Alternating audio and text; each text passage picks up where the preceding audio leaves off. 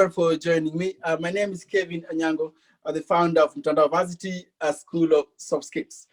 The platform talks about those behaviors or characteristics that employers are looking for.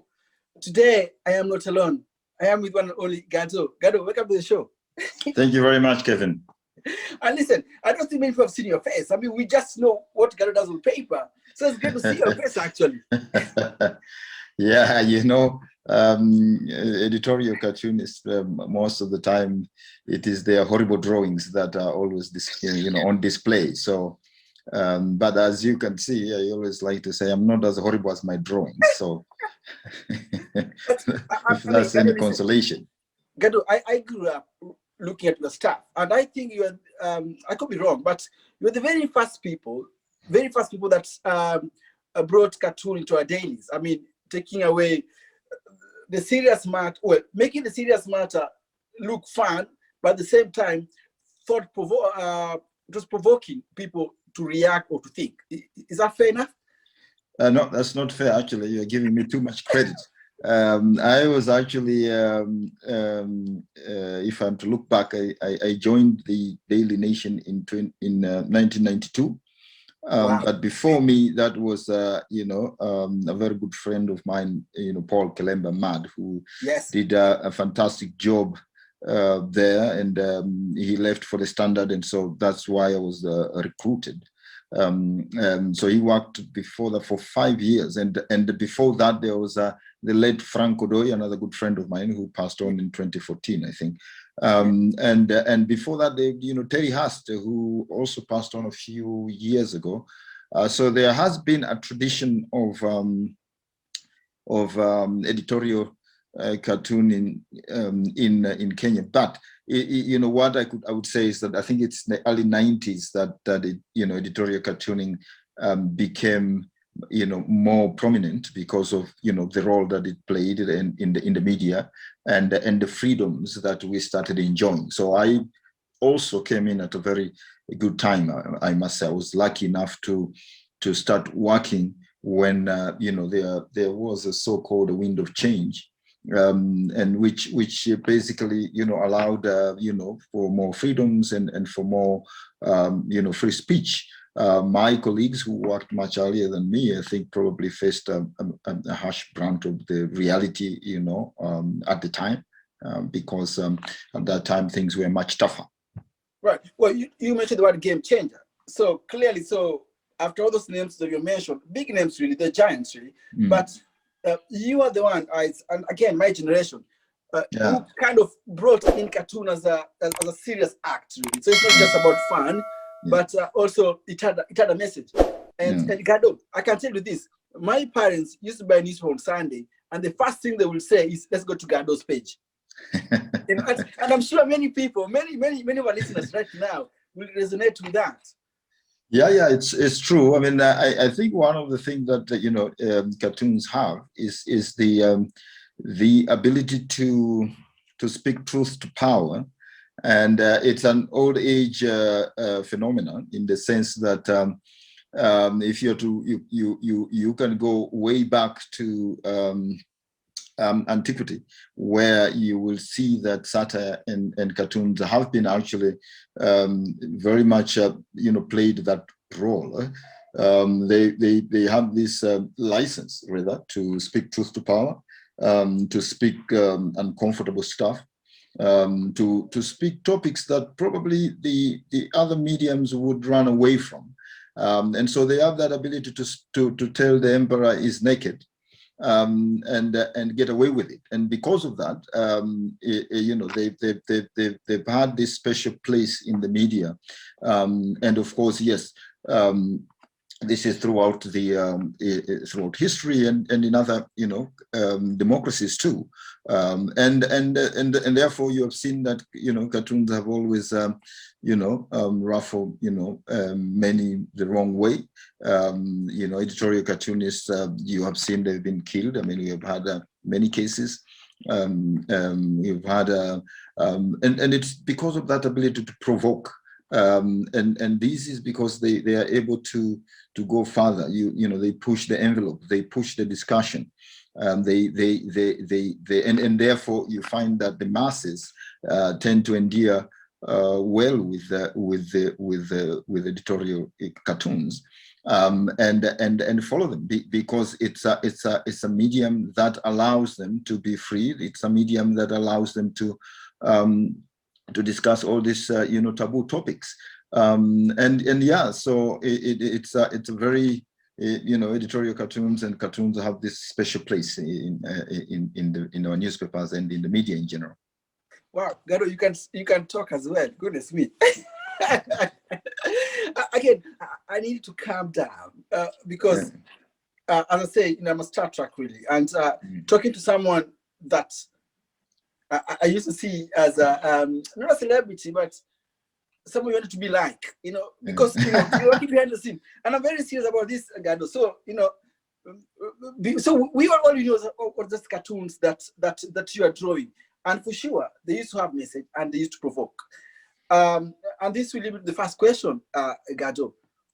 Most young people look at talent as a side hustle. So you see someone's a footballer, but at the same time, the parents are telling him or her, listen, football is good, but I want to stick to school. Okay, that's where the route to go. But am I correct to say that you earn a living by drawing? Yeah. I mean, that's very true. I mean, I been working for the as an editorial cartoonist since 1992. Even though I'm also a content producer, I'm an animator, and I produce television programs, but my mainstay is editorial cartooning.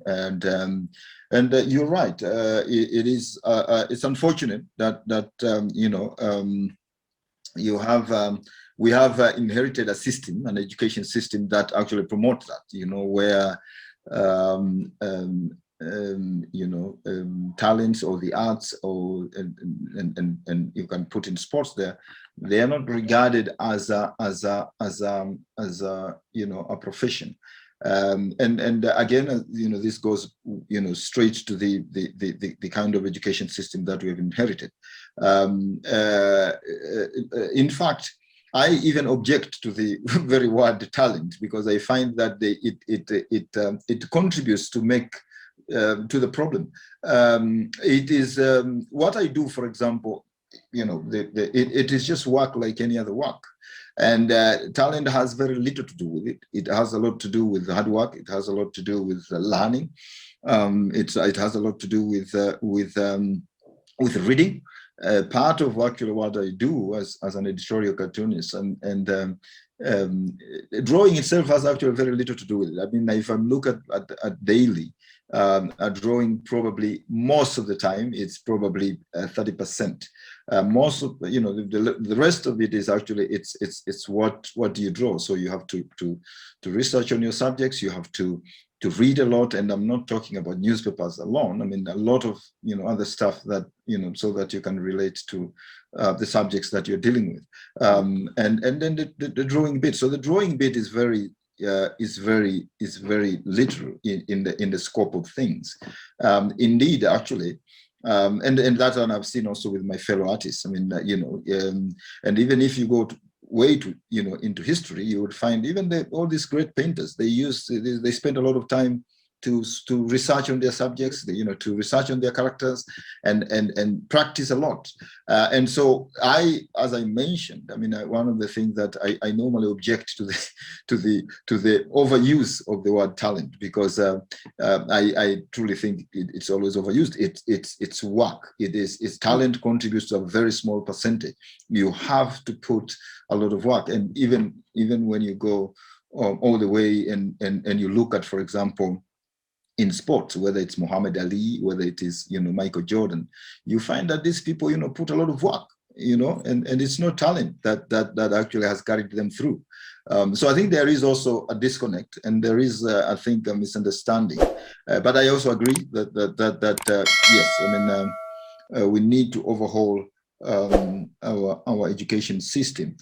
Even now, I think we have in Kenya, for example, you have now a new system being introduced, what you have is always there has been there is a debate now, there's an interesting debate about whether it is it science or the arts. Even politicians have jumped into it and callously commenting about these issues which they have no clue about, and they say, oh, the arts, we should go the science way, and as opposed to the arts. Look, the arts and science have always been hand in glove. And it has always been like that. It is not one over the others. If you look at technology today, a lot of computer programmers and designers are actually urged to study the arts, because that is when you can actually confront, you can come with better algorithms. I mean, that has been discussed at length, and so this for me is a discussion that is actually it's a wrong discussion. I think all the science and the arts have always been has gone hand in hand. Science has always benefited from the arts, and the arts have always benefited from science. Wow. I just want to listen to you, Gado, not even talking, because you're saying stuff that really make me think I wish I had this before. Because you say, talent, use the word talent. You can't really stigmatize work, as you put it. So Gado, will you say that most? I will talk about Kenya in general, because that's where my context is. That's where I'm from myself. Yeah. So you will say that when people look at talent, they're looking at maybe not very sophisticated. There's no much respect. You'll be told, no. If you've got a talent of drawing, leave that. You follow this other route. Yeah. And I think if you look, I mean, you had never. I was lucky enough to have parents who were very supportive of what I do. I must say, especially my mother, who was very keen to see that I prosper in what I do. But in many cases, I mean, I have seen that, and sometimes it's difficult to blame parents, because they look around and there are no role models out there. When I was growing up, I mean, you probably have engineers and doctors and lecturers. So what do you tell your kids? And so I go back to you go back to it's the education system that we inherited, that actually it never really foster the arts and talents, and it has always behaved, or rather the education system was designed to favor one over the other. And I think that is completely nonsensical if you are to look at the scheme of things. I mean, I am Tanzanian myself, and I've worked here all my all my life. I've gone through similar systems. So you find that is all over many African countries, and yes, many African countries inherited these colonial systems that actually were designed to put down certain professions and so forth. And so that is actually, for me, the bigger problem that we have. And again,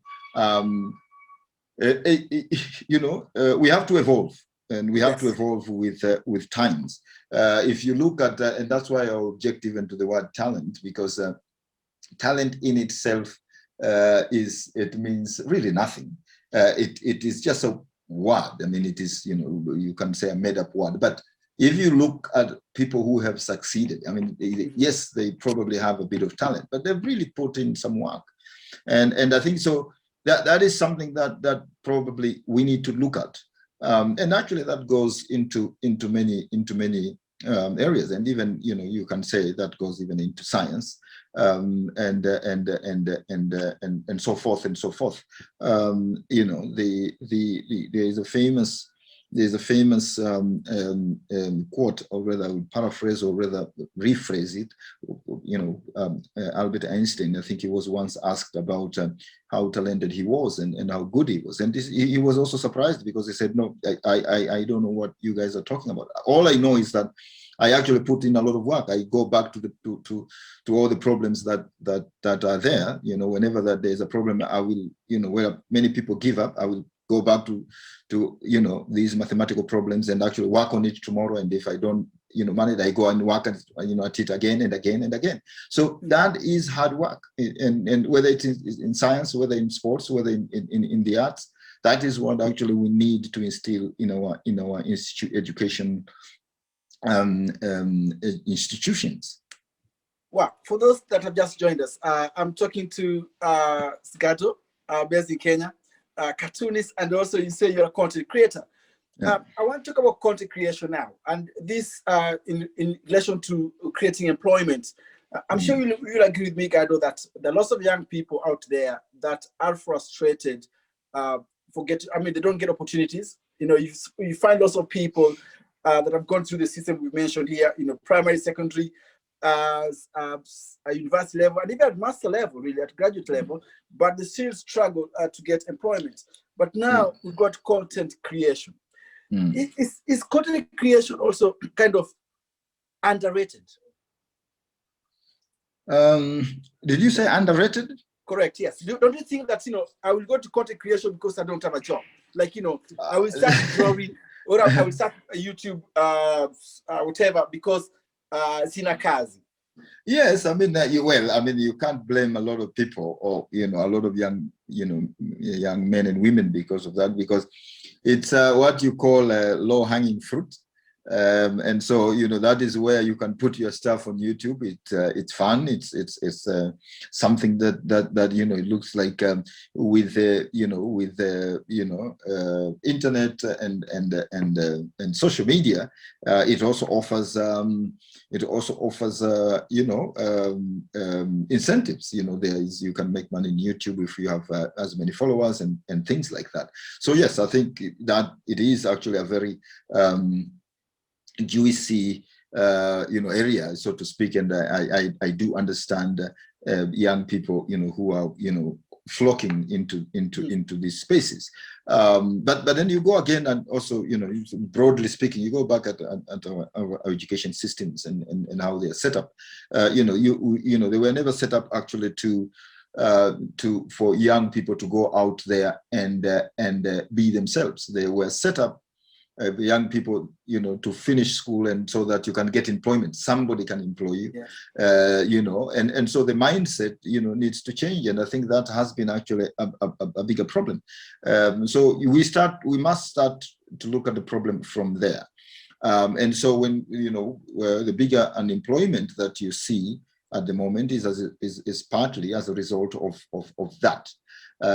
Now, if you are also to look at, of course, you have also political issues in there. The failed political systems that are there, but that is also another issue that has brought in as many problems. But I think the challenge is that for young people to have the mindset of actually coming into the job market, or coming out after school, knowing that probably I would need to create to be my own person. I would need actually to create my own employment, and it's not an easy thing, because that's not what you have grown up with. Your mindset has not been trained that way. So it is actually a lot of it's a huge problem. A lot of jobs, for example, holistically, if you were to look, I was reading this report that says, and rightly so, there are a lot of jobs probably in the next 20 years have not been even created. So young people do not even know what they are going to do, in the next 20 years. If you have, if you are probably somebody in primary school today, so what do you do with that? So the issue is that to have the mindset that will allow you to adapt to the new realities that are there, and be able to cope with that. So that is actually one thing that I'm seeing that is truly lacking. And just sticking on the mindset, Gado, so when are we going to stop blaming the colonial rulers who gave us this system? Because at some point, there has to be accountability, isn't it? And as you mentioned, the education we inherited was created by colonialists, and the idea was to serve, not necessarily to create. Yeah, yeah. But I agree. I agree. I mean, yeah, and actually, I think, we have to look at it broadly. I mean, yes, we have to acknowledge that, but also, yes, we have to acknowledge that our, political leadership has also failed to recognize that fact. I mean, in fact, they are even failing now to actually to institute measures that actually can mitigate these problems that we are dealing with. So I totally agree. I mean, it's not all about blame. I mean, but it is also, it's also to look at it broadly. And yes, we have to agree that they largely our political class, political leadership, in many African countries have failed us. Interesting. And since you brought politics into the discussion, I'll go straight to you again. Most young people feel like, because I'm looking for opportunities, I shouldn't be very vocal when it comes to bad governance, corruption, because I know that if I call someone out and he don't give the job, they won't give me that opportunity. So as I want to use the word successful man, which you are clearly, but just as Gado, I mean, for what you've done, and we're going to talk about XYZ at some point, but just looking at the content creation and what you do and your colleagues, do you think that it gives young people space to call out politicians or lawmakers, especially when it comes to bad governance? Should young people talk about this? Yes, I mean, I don't think young people have any choice. I mean, I don't think they have any choice. I mean, they have to. Otherwise, I mean, it's going to be doom and gloom. I mean, they have no choice. I mean, young people have to talk about it. They have to be vocal about it. They have now, I mean, the platforms that can support that. I mean, you have now, I mean, when I started working as a young man, I mean, we didn't have all these opportunities, the social media platforms. The challenge is that they also require a lot of work, unfortunately. And so that is a bigger challenge. I think one of the things that I work a lot, by the way, with young people, I mentor young people, I talk to them, I instruct them. The projects that we are doing, I've always worked with young people. And so I really impress upon them on two things. Yes, one, to really work, of course, as we talked, I mean, this needs a lot of work, but also to take advantage of these collaborations, rather of this of the platforms and technology that is there by collaborating. Collaboration is great in this new age of internet and social media. It is helpful. It allows you to do a lot more. A lot of young people also, work in silos, and they find themselves, alone. And I must admit, I mean, collaboration is not an easy, take. It is something that sometimes, is difficult, but to me, that is something, in which, young people can hold on to and can do, and go to do, greater things. Because in collaboration, what you do is that it allows you to, it gives you, number one, also you manage to, you end up actually doing more for very little. And by combining your efforts, you are if you are a filmmaker, if you are collaborating with a sound engineer, you are probably going to get to produce a much better film, and so forth. So if you are an artist, I mean, if you collaborate with a writer, you're probably going to to produce, I mean, a better graphic novel. So these are, this is something that probably young people also can lash into and take advantage of, especially now with this, with these new technologies. Interesting. As you are closing down, I know you're a very busy man. I want to talk about bravery. And this again in relation to politics as well, or even at workplace, you find that when young people get opportunity and they come to workplace and they feel like they need to be timid, and they cannot speak out, or they cannot air their views.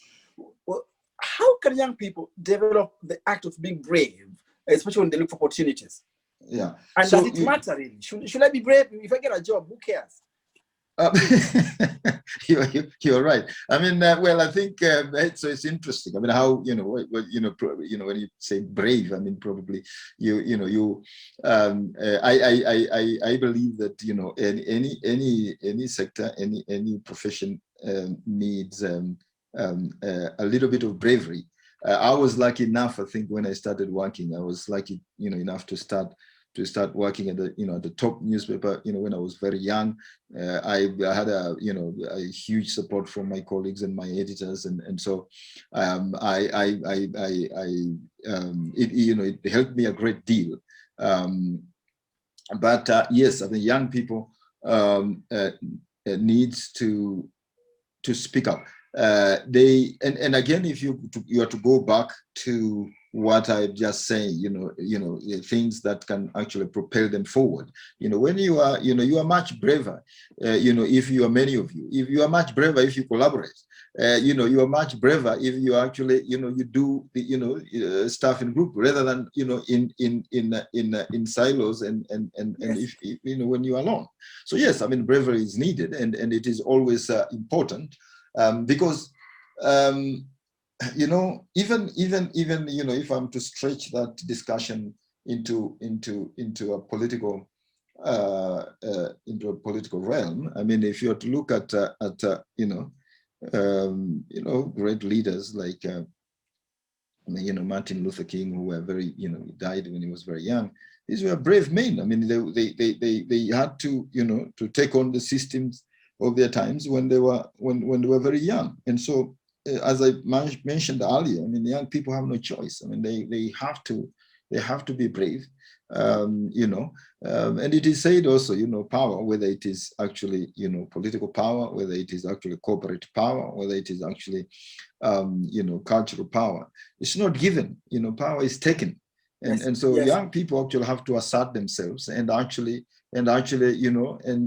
take control of what they're doing. But you cannot take control of what you're doing, what you wish to do, what you want to do, if actually you're not brave enough. Wow. You see, what I'm getting from the discussion, God, is all about collaboration, which actually makes sense. And this brings to the last segment of this podcast. I want to talk. So you might have seen this. For example, in Kenya now, we are going for elections, and there are a couple of young people that have come up and put their names forward, saying, I want to go for leadership. And I want to talk about one person.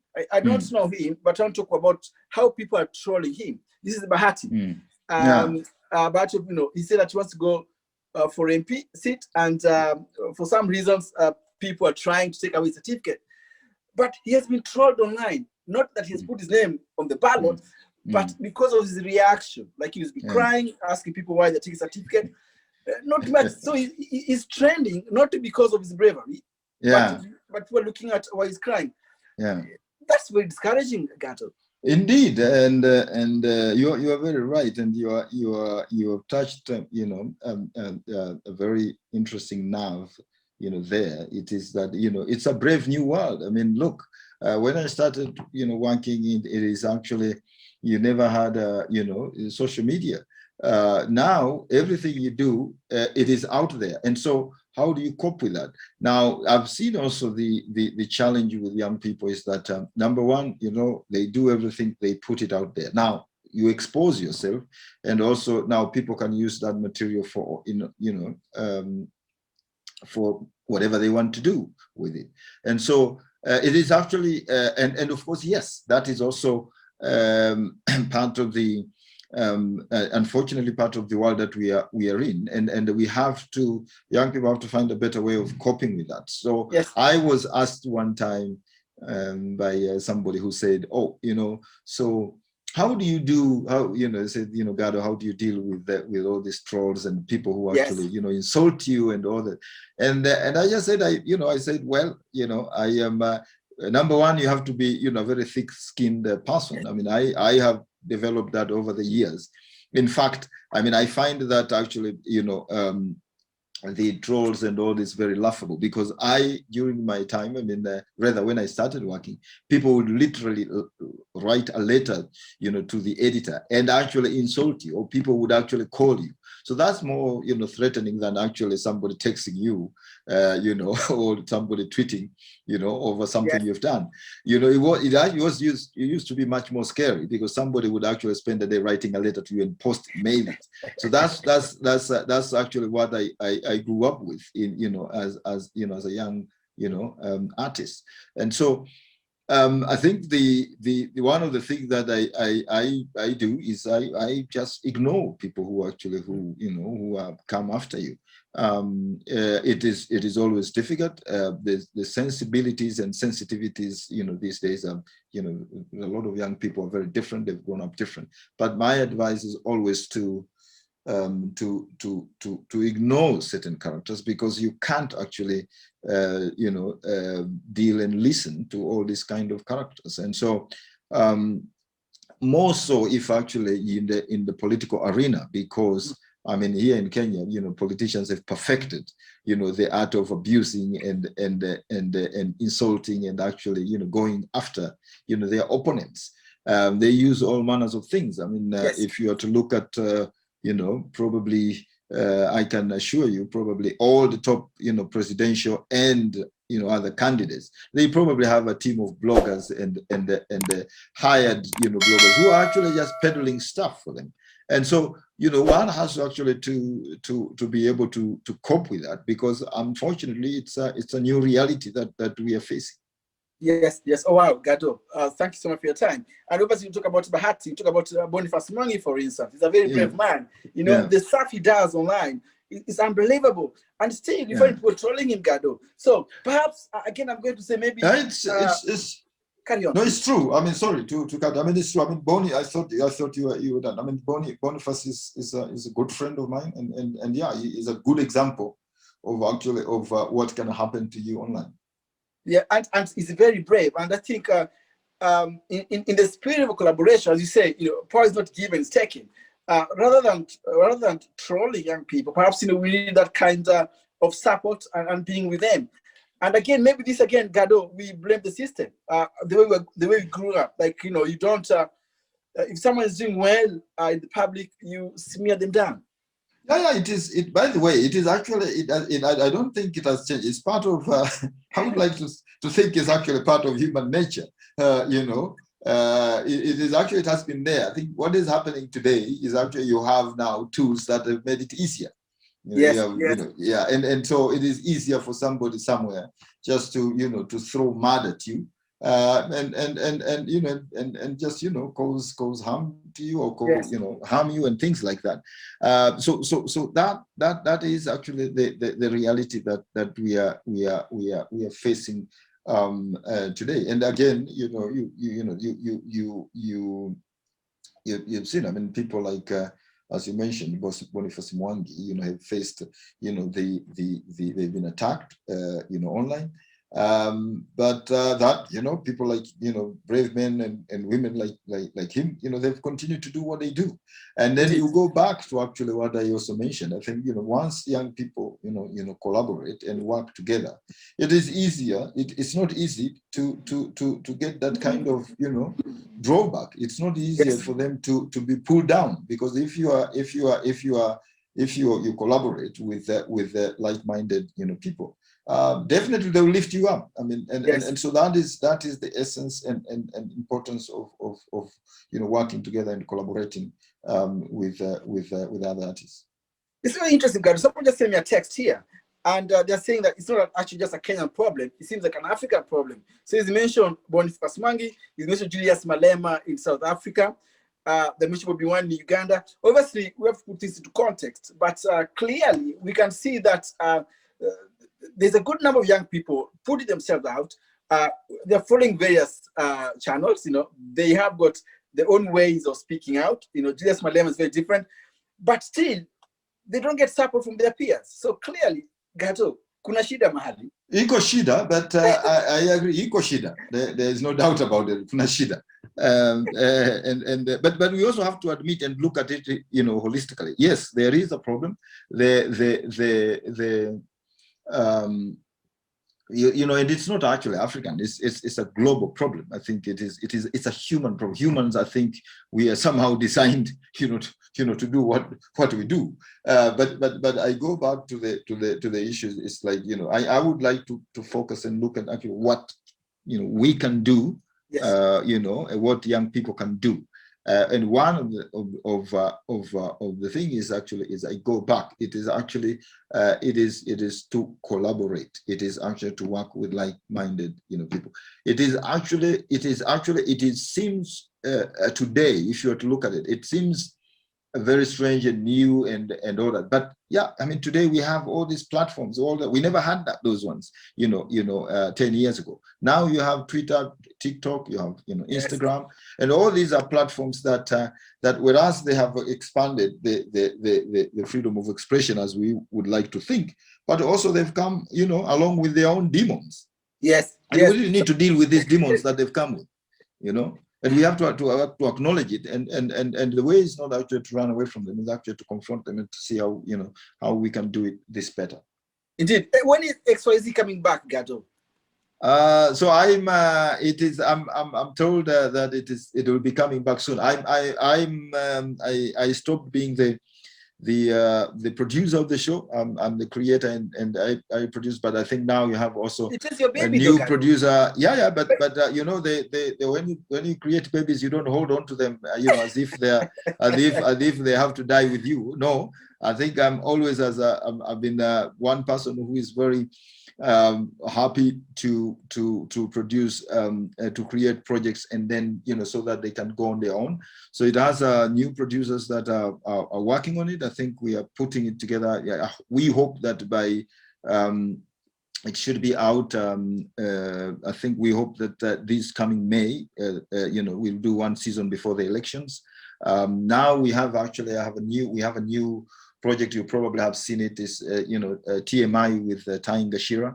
Yes, that's another project produced by Buni Media, and so we are working on that. It's a new comedy that we are working with young comedians, who have revived the comedy scene in Nairobi, and I'm very excited that we are working with these young people. They're writers and filmmakers, and so I think this is our third week. And so I'm very excited, and as I said, I mean, I'm always excited because I find joy in working with young people, and I will continue doing that, and so again, I would argue, as in the spirit of collaboration, I've always, all the projects we've seen, collaborate, whether the XYZ show, TMI, the projects I've managed to do over my life, they've always because of I've valued collaborations. I've always collaborated with my colleagues, with young people, with many people, and that's why I managed to do them. And that is, to me, it is one thing that I always urge young people to pursue. Oh God, what a legend, man! What a legend! Listen, and I'm going to testify. We use a collaboration. We've never met before. I've not paid you to come here, but here we are talking. And exactly. I think, so it's good, Also, we're not just talking words, but also there are deeds here, And as I say, talking to you, it's just absolute pleasure. Excuse me, and I'm sure my audience here, they're like, how do they get this guy? So it's not about collaboration. It is. So look, I cannot thank you enough, Gado, for coming to Mtandao Varsity. Listen, I am one of your fans, and I'm very happy to collaborate whatever you may have in store for us. And for those that carry on. No, thanks, Kevin. I just wanted to say thanks. I mean, it has been the pleasure has been all mine. I've enjoyed it. I would be more than happy to come again. I'm always happy to speak to young people and talk to them and hear their views. And so I'm again, the pleasure was all mine, and thank you very much for having me. Oh, you're very kind. For those that are joining us, my name is Kevin Anyango. I was speaking to Gado, based in Nairobi, content creator, cartoonist. I don't know what else I can tell you. But unasema Kiswahili bado hujasahau?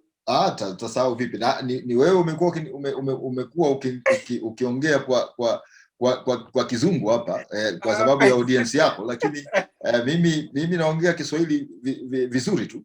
Sasa kama hujakuwa Mkenya kabisa, ile unasema Kiswahili mbaya mbaya. No, mimi ni East Africa. Mimi ni mtu wa East Africa. Hii mipaka ililetwa na wakoloni, walikuja wakatuwekelea hapa so napenda kujitambulisha zaidi kama mtu kutoka East Africa. I say nashukuru sana. Kabisa. Gado, thank you and speak to you soon. Asante sana Kevin.